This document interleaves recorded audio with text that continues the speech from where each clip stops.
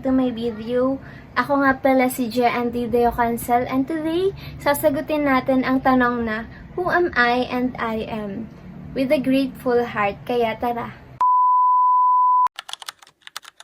So before this lesson, I thought na kapag nababanggit yung philosophy, ang pumapasok lang una sa isip ko is ito yung about sa mga matatanda na nag-argue about stuff katulad nila Socrates, ganun. After learning about existentialism through Socrates' idea of know thyself, na tinatanong dito yung our own beliefs and actions, ito yung nagiging foundation of understanding who we are. And the one thing I realize about this is that I am being capable of making my own choices. And I am also responsible for who I become.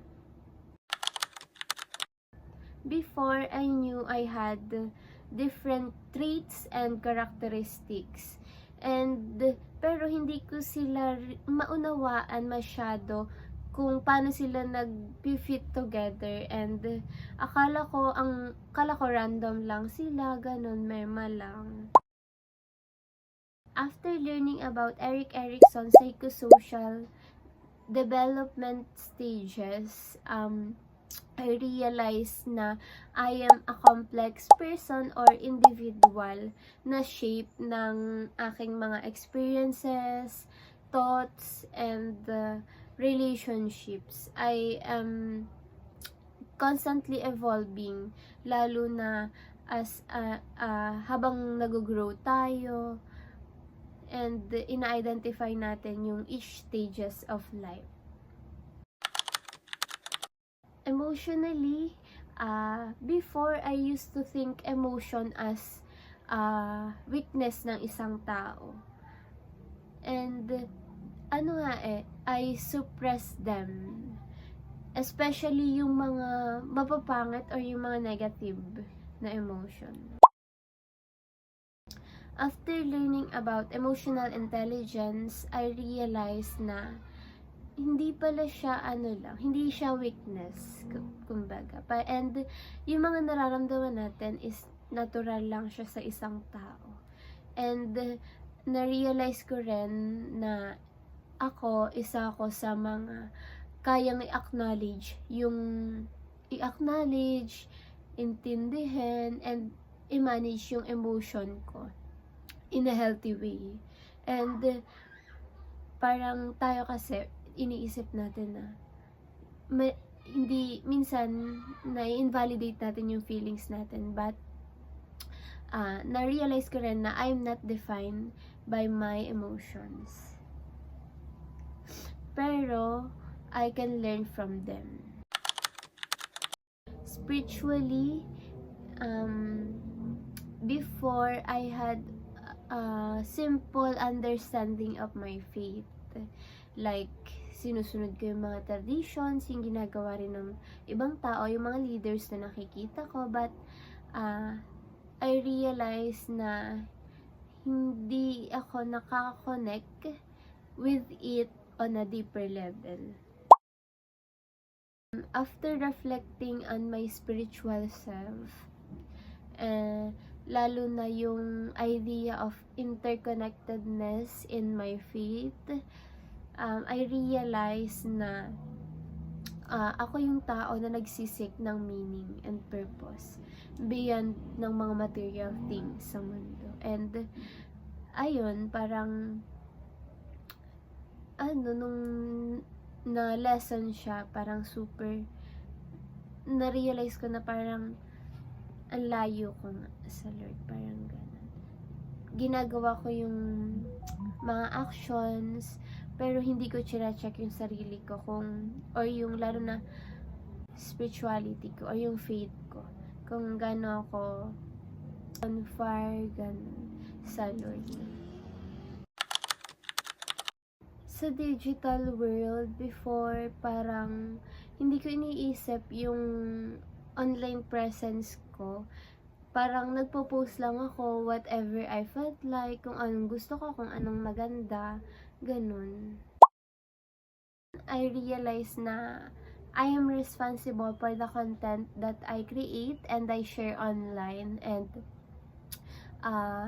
be mindful sa pag-post sa social media, lalo na na-realize ko na isipin muna natin kung ano yung magiging outcome niya or kung ano yung magiging kalalabasan kapag pinost natin yung isang bagay. Person siguro na may pangarap sa buhay and mga aspirations. Before, meron akong mga naiisip na ideas kung ano yung gusto kong ma-achieve, ganun. And kung ano yung gusto ko, katulad ng maging successful, pero walang plano kung paano ako makakapunta dun.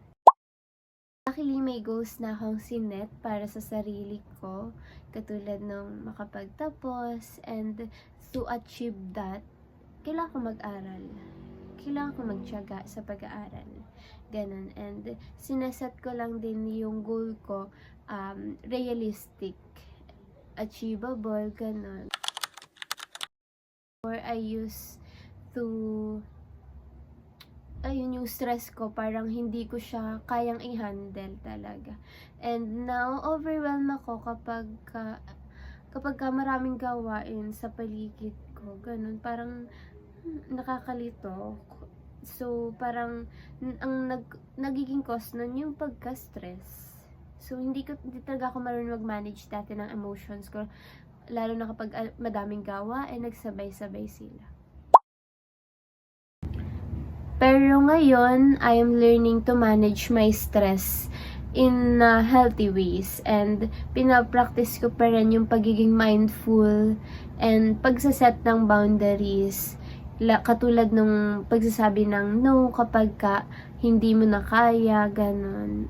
And kapag masyado nang marami yung gawain talaga. And masyadong busy, ganun.